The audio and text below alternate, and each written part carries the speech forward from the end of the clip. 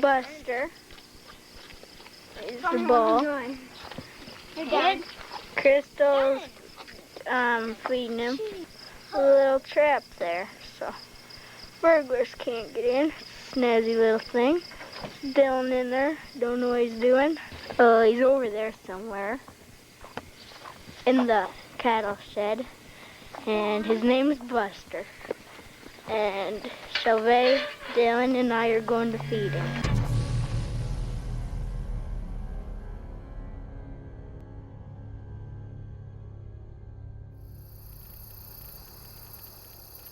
The American heartland, where cornfields, farms, and small towns have flourished for many decades. One such community is Galva, Iowa, the friendly town. Population over 400, located in Ida County, which is in the northwest part of the state. Galva has a rich history that goes back well over 130 years. Galva is home to the Naisland family for 3 generations. Farmers by trade who worked the land and served their country as soldiers, beginning in World War I with Clarence, followed by sons Earl and Jay in Korea. 4th generation Dillion Naisland had the same call to serve his country, like his great-grandfather and grandfather before him.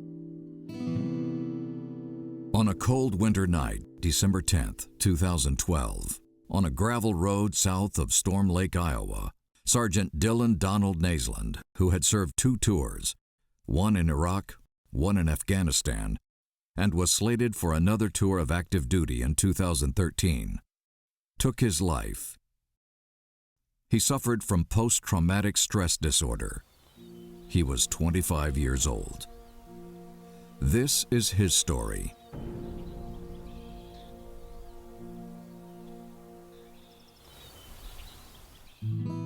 Dylan was born July 2nd, 1987, to Jeff and Lisa Naisland in Storm Lake, Iowa. The day he was born, tiny little 5 pounds, 2 ounces, 3 weeks early. Beautiful little baby, perfect color. My pride and joy. My firstborn son, my only son, but my second child. Oh, the day he was born, he was not knowing it at the time, a few weeks early. He struggled breathing, and they had to take him to a bigger hospital, to the NIC unit. He spent 12 days there, but he was a fighter. He got through that, and the day we brought him home, we couldn't wait to show him off, first to his big sister, and then to anybody and everybody that would look at him and listen to us. When Dylan was born, I was so proud for him to carry on our family name. He was just a good little tiger, and growing up, he just wanted to be part of things as a younger kid, and loved to be out with Dad, be out fishing, loved to hunt. I'll never forget the time I took him out and caught his first fish at a farm pond, and he latched into that thing, and he was so excited he wouldn't reel it. He just backed up the bank and pulled that fish out of the water, and he was just very proud of it. And another time, taking him to Canada fishing with my father, Earl, and my brother-in-law and brother and their boys. Dylan was always Grandpa's sidekick. Grandpa had tremors, and he was at that age. He had trouble baiting his hook with the minnows and taking the fish off, and Dylan sat by him in the boat the whole time fishing. As he grew up, going on to school, and school was not his favorite thing. He'd rather be outside playing. He'd rather be with his friends, playing Army Man, He was more than once caught getting into my makeup, trying to do his camouflage to look like an army man. Sometimes that was frustrating, and other times, oh well, he was having fun. Then it got into his high school days. He struggled sometimes because his teeth weren't just right. He lacked a lot of confidence in some ways. It was heartbreaking to parents, especially to a mother. But he had good friends. Recently, Dillon's friends and family members gathered at the Naseland home to recall special memories. Dillion was a lot of different. He was funny, he was also serious, but he also cared a lot for others. So he would, at a drop of a dime, he would, if he seen somebody in trouble, he'd stop and help. Very loving, you know, he'd do anything for everybody. Kinds of fun things on the farm Dillion and I did. We had bottle-fed calves, rode horses, bucked around, fell off bucking barrels, rode dirt bikes around. Spent a lot of time on four-wheelers and stuff, jumping on the hay bales. Everywhere he was happy. He'd walk in the room and it was, you know, it would lift the room. Dillion showed up at my place in the tractor of his grandfather, Earl Naseland. We were standing there talking, and Earl finally says, "Oh, I want you to meet somebody. I brought my sidekick with me. This is my grandson, Dillion." And I shook little Dillion's hand, and then he slapped me high five, and that's the first time I'd ever met Dillion. And the one thing I remember is that huge smile he finally gave me when he finally warmed up to me. And as Dillion grew a little bit older, you know, they get more involved with their friends and busy, and his lifestyle, you know, more friends than that. But he always admired and found time for his family and looked forward to family events and stuff. It was a beautiful balance between being strong and manly and sensitive and caring at the same time. Dillion was a kind-hearted, spirited person, and he had a lot of things going for him. He would always be the neutral person. He never had enemies and never had more than one friend, or someone that he was friends with and someone he wasn't. He was just friends with everybody. I've never seen a man that he wouldn't stick his hand out to shake immediately, you know. Dillion was the type of person that he was not a show-off person, but he would take the lead to make things right. As a child, I was always protecting Dillion. Even as we were growing up, there was a time that we went to the pool, and there was an older kid that was picking on Dillion because Dillion was little, and I had had enough of it, and I decided that I would go over and I would get this kid to stop, and I hit him in the face. Dillion was not very happy that his big sister stepped in and took care of it, but the rest of the summer was great, and we had no more issues. And you know, later in life, Dillion became my protector, and the roles switched a little bit, but we always have each other's back and taking care of each other. He loved me as his little sister. He wanted to protect me in every way he could. He always wanted me to make all the right choices. Dillion was junior year in high school. It was March. And he come home one day, and I remember I was making supper, and he says, "Mom, we have a guest coming. The recruiter from the Army is going to be here at 6 o'clock. This is 4:30 in the afternoon. Heck, he is. Dillion, you get on that phone and call him and tell him he's not welcome. No way. Oh, Mom. Come on, Mom. I've always wanted to be in the Army. You know that, Mom. And call him. It's like, Mom, I need you to sign some papers. No, son. The war has already started, and I'm not sending my son off to war. You call that recruiter. Dylan disappears, and that was it. Until 6 o'clock. Dylan didn't call the recruiter and cancel. I think I almost kind of feel sorry for that man that day. Now, looking back. Sweet, okay, we'll go through this. The recruiter sits down, Dylan sits down. His dad and I sit down. I already knew what I was gonna do. We talk. I've been in sales for a lot of years. And this recruiter is telling me all these wonderful things. National Guard. And as we're sitting at the table, the recruiter has this paper that needs signed by Dylan's dad and I. The recruiter, he's slowly, as he's looking me in the eye and looking Dylan's dad in the eye, he slowly moves this paper across the table and for us to sign. More so me. I think the recruiter knew I was going to be the biggest challenge. So we're sitting there talking, and I slowly push the paper across the table again back at the recruiter. Dylan's just anxiously waiting for Mom to sign the paper. This goes on for 2 hours. Me and the recruiter sliding the paper slowly back and forth to each other. After 2 hours, Dylan says, Mom,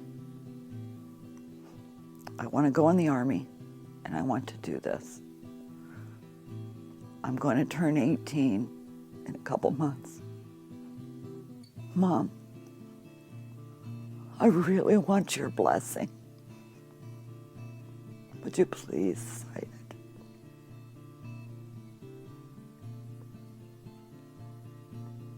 I couldn't say no to Dylan very often because he had these big eyes and this big smile. Reluctantly, but I signed it.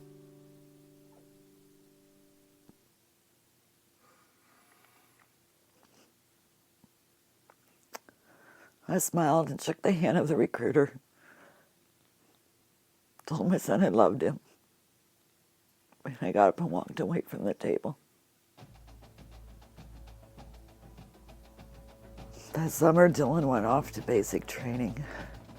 One of the proudest moments in my life was when his dad and I went down to basic training graduation. That kid that we'd sent off seemed to have grown into a full man in a few weeks.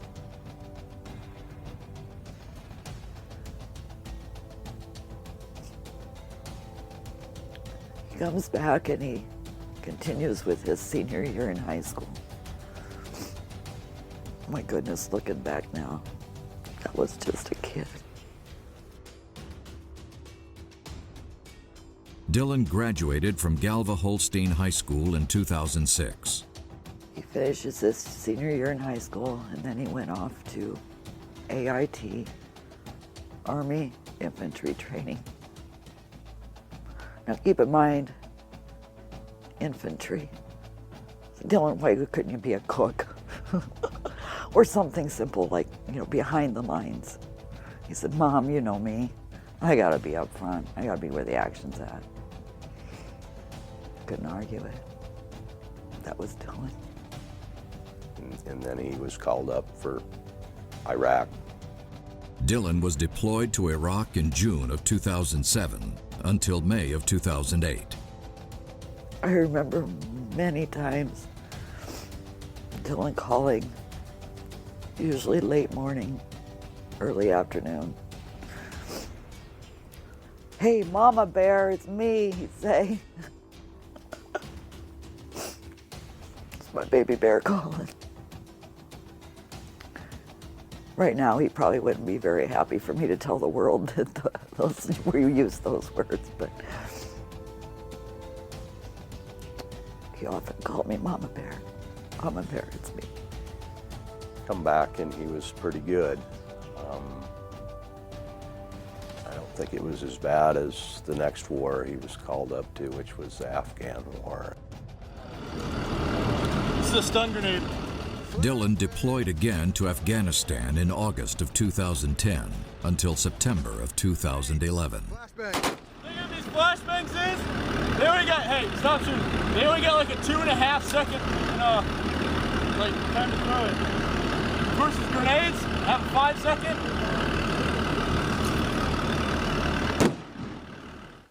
Dillion came home, and after the dust had settled from the parties and the welcome homes, you could see things were turning the wrong way, and he was having a hard time coping with life. He was trying to put that puzzle together, and every time he'd slip a piece into the inn, seemed like 2 more would slip out away from him, and he just was trying hard, but he couldn't pull it back together, and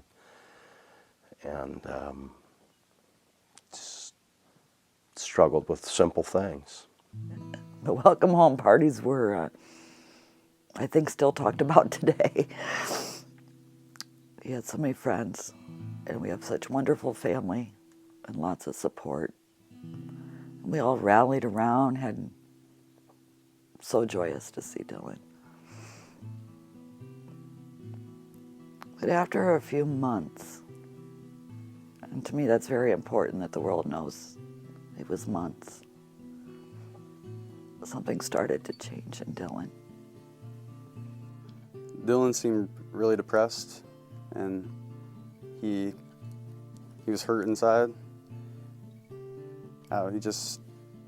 He started drinking a lot more than he used to, and he couldn't handle drinking. He was a different person. He was still Dillion, but you could tell parts of him were not the same. He'd act different, and he just wasn't as happy as he always was. He would share some of his sadness and talk about things that bothered him, but he liked to keep it in. He didn't want to show people that he was hurting. Me and Dillion, we'd go out drinking, and then it got to every night, and it got to all the time. It got to where he couldn't get up in the morning and go to work. I don't know, he wasn't the lucky, happy-go-lucky guy he used to be. He told me that the things that he had seen. What did he see? He killed people. Dillion showed me pictures of mangled bodies. And I asked Dillion, I go, how do you even do that? How do you just take a picture of that? And Dillion said that it's my job. It's what I do. I'm a soldier. I'm taking care of what needs to be taken care of. Never asked for help a lot. And he probably should have asked for more.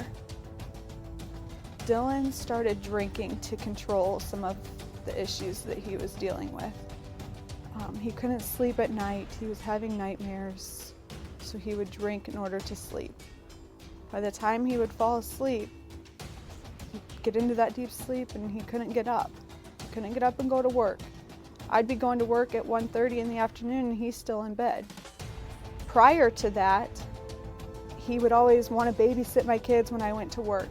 I'd be taking them to the babysitter. He's like, you don't need to do that. They can stay with me. But then when the drinking and the PTSD started settling in, he didn't have the patience for that. He couldn't handle the children. He would just sleep and just get frustrated. And he was so angry, and he didn't enjoy life like Dillion was. Dillion, daily routines, weekly routines, paying bills, going to work, honorable and respectful, and things that you do became just very difficult for Dillion. He would talk about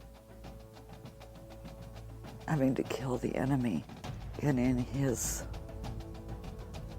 nightmares and his flashbacks, the enemy now became not an enemy but a person. He felt guilt for killing people.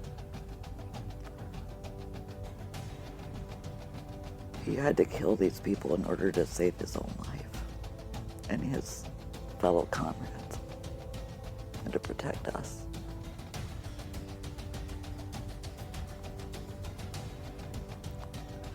The guilt and the anguish of the things that he had to do, and the things that he endured, along with his brothers in arms.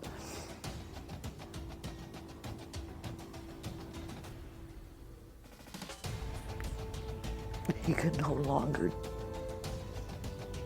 live with. And I'm told these are symptoms of PTSD. August,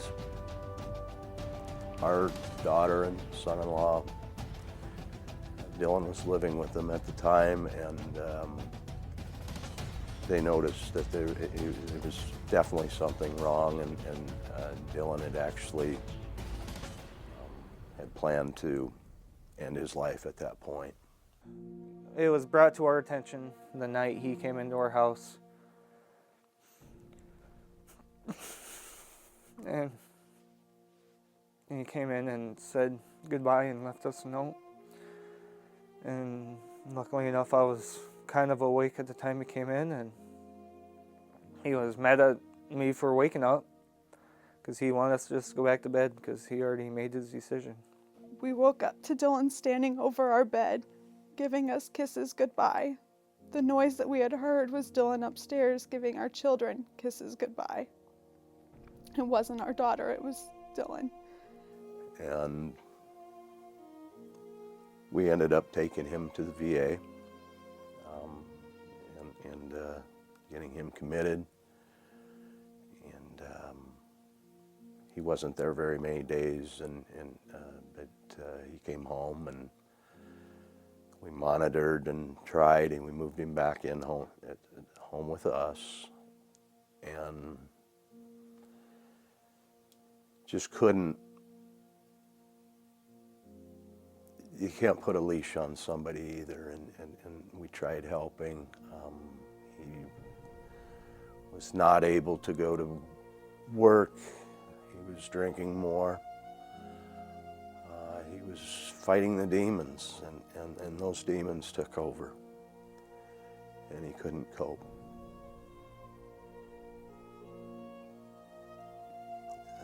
As proud as we are of him, he did what he felt he had to do. But one particular day, December 10th, 2012, we thought he was better.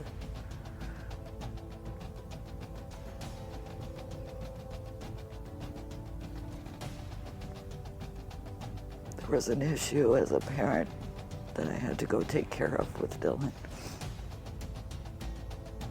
It involved finances, and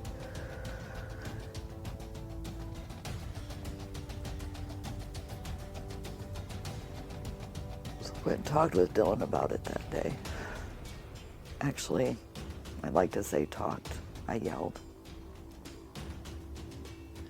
And Dylan says, "Mom, you don't understand." No, I don't understand. But I'm trying. You don't get it, Mom. No, I don't. But honey, you've got to start helping yourself. We're here to help you, but you've got to help yourself.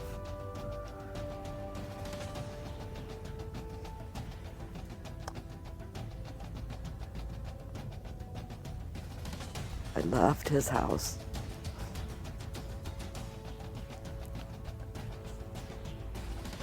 And a few hours later, the sheriff came to our back door.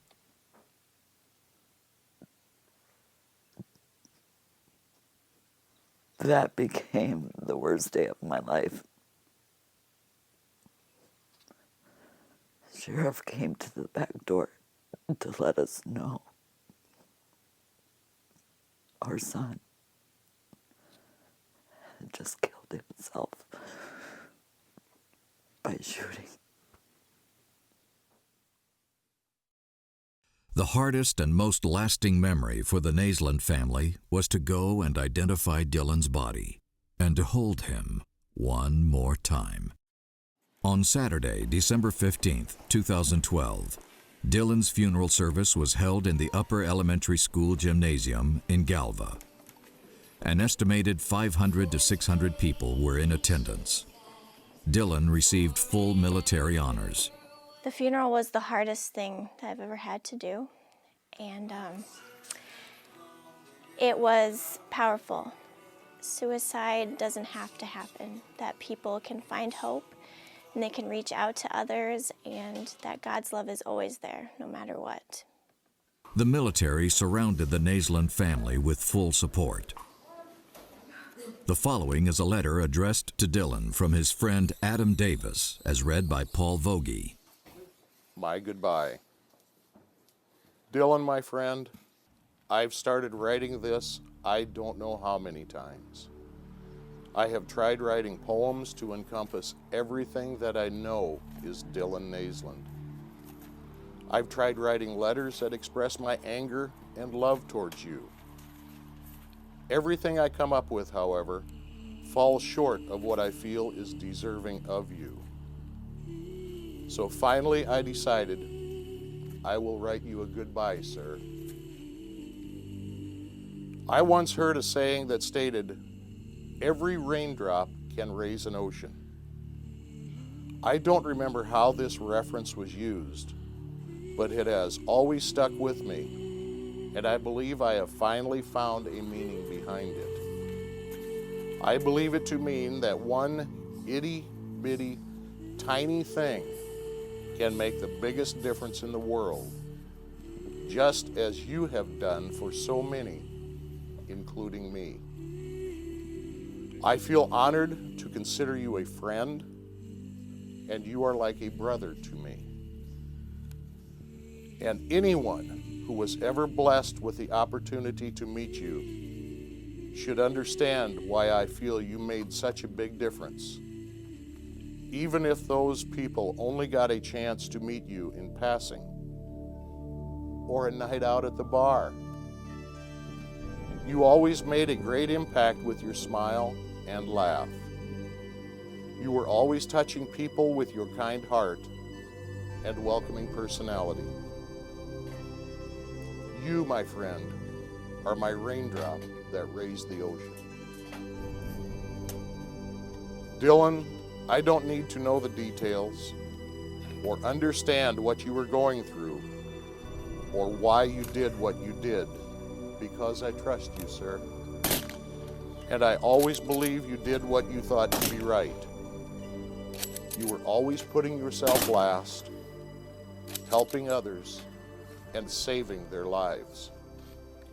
I am not a religious man, but if heaven is real and you're up there looking down at us, I want you to see how amazing a man you were and how you still have the ability to help others in death. But out of everything I could write and say about you, the only thing I want you to hear is, I do and forever will love you and remember you as a friend and a brother, and forgive you for the heartache you have caused for us all. But we still love you, Dillion. We still love you. Goodbye, sir. Adam Davis.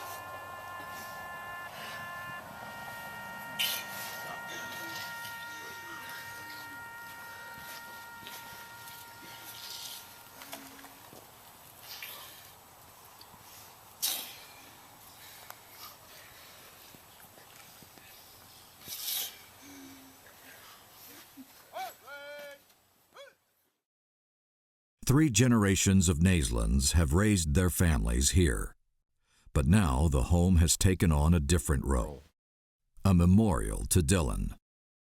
I'm attempting to stop this phenomena that seems to be enveloping the Afghan and Iraq vets, and they're dealing with the demons that they bring home with them. I am reaching out to them, trying to get them to reach out to me to get the help to keep them stable until they can get into VA counseling and get professional help to deal with their problems. Everybody expects, you know, good old Bob to come back, and he's never going to come back. You know, the person that my wife sent to Iraq will never be home, because he's been changed and he'll never be who he was before. I mean, it will never be. I mean, people don't see that. They just see your exterior, and you're just good old Bob as you always been. In nearby Alta, Iowa, a veteran center recently opened to help returning veterans. It was started by Patriot Guard writer and Army veteran Gary Emery and his wife Debbie to provide a place for veterans to get help and information about post-traumatic stress disorder. The Vet Center is a place where our veterans of all wars, all eras, all branches can come with a social atmosphere and hang out with other veterans. We are here for them to come just relax and have a good time. If these veterans come in and they have problems, whether it be through the VA or PTSD issues or whatever their issues are, we want them to be able to open up to us, and then we can help them with their problems. My name is Molly Gray, and I'm with the group SAFE, which is Serving Armed Forces Every Day. I founded SAFE about a year ago to help our military families and soldiers with a variety of different things. Our group provides a wide variety of resources for PTSD, including just making a phone call, standing by their family's side or the soldier in need. We provide them with information through different resources. We also have an emergency response team behind SAFE called Battles in Distress. We are able to call them anytime, 24/7, and get boots on the ground where our troops are needed or families. So they will make a phone call, come out to the house, get in contact with their local unit according to how severe the case is. Not only did Dylan's death affect his parents, sisters, and immediate friends, but also his very young nieces and nephews. One such nephew is Landon Peterson, who idolized his Uncle Dylan. His bedroom has a hideaway place for Landon to mourn his uncle's passing. Recently, he told his mom, Dylan's older sister Crystal, that "I want to go to heaven to see my Uncle Dylan, and I can't wait." To which his mother responded, "You will go to heaven someday, but God wants you to wait a long time. After a long, long time, God and Uncle Dylan will be waiting for you." Getting back to a normal routine for Dylan's father, Jeff, remains very difficult. Jeff works for the American Popcorn Company in Sioux City, Iowa. His daily commute is 60 miles to Sioux City, which he alternates with between his office in Shaler, which is just 7 miles away. On this trip, he chose to go to Shaler. I want the world to know that Dylan was just an ordinary kid. He was a fantastic uncle. He would have been a great father. He was a super son. Sounds like he was quite a soldier as well. And I just hope that others that go through this do seek help and their family recognizes it. And, hopefully we can save others. For Lisa and Crystal, it is a daily struggle as well. Both returned recently to the Galva School gym to reflect on the day of the funeral. I beg of soldiers and families, loved ones, if you're feeling this anguish and this pain, I beg you, please go get some help. The legacy I would like for Dylan to leave is that in his death, he's still saving lives. His family and I share this pain with the world so that no other mother has to feel what's in my heart. The words brokenhearted will never be the same.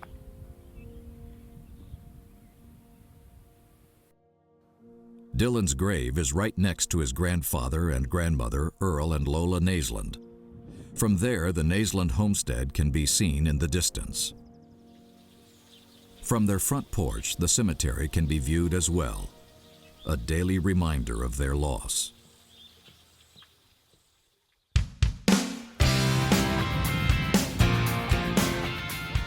Throughout the state of Iowa, Dillon has been and continues to be honored.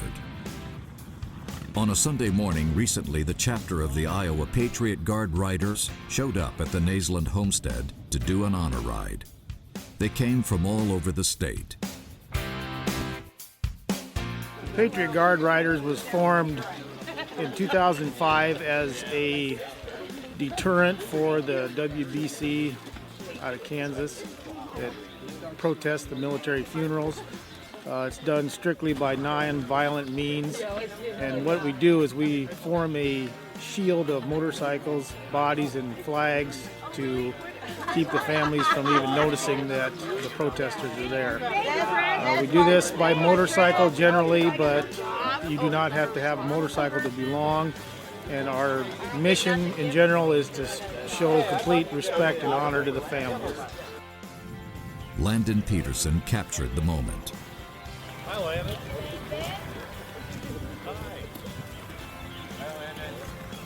Then the ride began, followed by a fire truck from the Galva Volunteer Fire Department.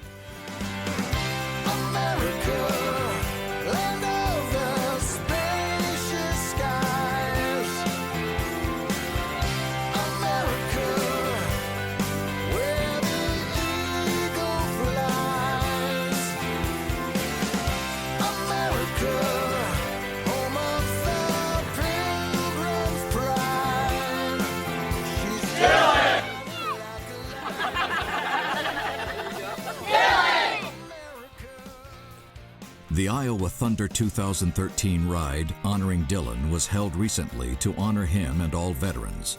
Hundreds were in attendance.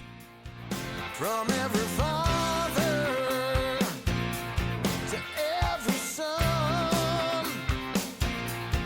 for every battle fought and every war we've won.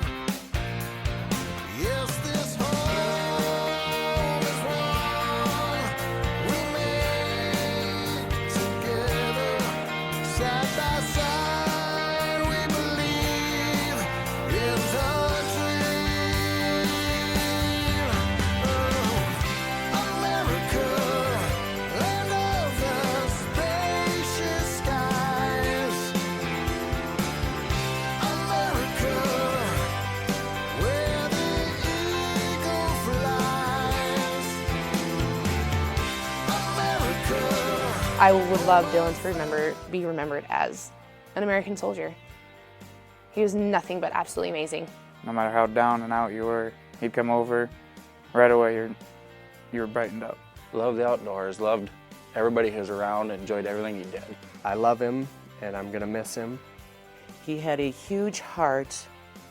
He was full of life, and he was still mixed with a lot of adventurous traits. And he was a child of God. Dillon should be remembered for being a great soldier, for willing to fight for our country. I was pretty proud of that. And I try to keep telling my son Landon how to grow up and be like his Uncle Dillon, and to never forget his legacy that he is leaving on by being a veteran. He lives through my son Landon. Dillon taught him so much, and he looked up to Dillon so much. That's his hero. Dillon will be missed. Dillon loved what he did. He loved being in the Army, but it also destroyed him in a way. I think by Dillon's death, people will now know to come out if they feel they have something wrong. They need to come out and get help. I think Dillon's life was taken way too early. He suffered from a hideous disorder, and I hope that you know, somebody can be helped from this documentary. I understand that it's hard to ask for that help. You feel kind of less of a person doing it, but you know what, it's there. It's there for a reason. There are people to help you. You know, there's no reason you have to go through this alone. If I can help somebody because of what happened to him, one person would be worth it. I think it's so important in today's culture that we recognize PTSD as a real disorder. The best thing you can learn from soldiers like us that come home, that this is an ongoing thing. This has been going on since before the Civil War. They just had different names for it. I just wish he was still here. So I could give him back one of those big hugs he always gave me every time he saw me. I wish everybody in the world could have got to know the kind of person that he was. I want to say to Dillion how much our family loves and admires you. We will always remember your physical strength, fearlessness, and quiet demeanor. I like to believe that you're looking down at all of us right now with these thoughts. My time has come, and so I'm gone to a better place far beyond. I love you all, as you can see, but it's better now because I'm free. For Jeff, Lisa, and their family, moving forward is their way of surviving by helping other veterans with their struggles, by sharing their story of sorrow and recovery. That's why they're building a pond of reflection and memorial to Dillion, to share with others. In June of 2012, Dillion wrote the following in anticipation of taking his life. This was a total surprise to his parents, sisters, and friends. Read by Tom Zwenke, a Vietnam veteran. Dog-faced are we soldiers, only a cross-section of the meek masses forced by necessity to do the extraordinary. All among us the weak and the hopeless, yet driven to heights of greatness by the sense of duty. For we are all proud to have suffered this burden together alone. It's priceless honor you can't get without being selfless. It will never be found priced together amongst low-budget electronics or 21 flavors of ice cream. This gift cannot be paradoxical coincidence be bought. Yet we few pay such a heavy price in hopes that our efforts might keep children, now yet just little boys, from having to decide their innocence, and lust for life may best be sacrificed. If only for the hopes that down the road soon, the deserving youth might actually get the opportunity to grow up young, happy, and sparkling with the glint of a million possibilities. Their dotted eyes found only in those allowed to dream without consequences. To sleep one night without waking in a cold sweat. If only one night to once again be a little boy.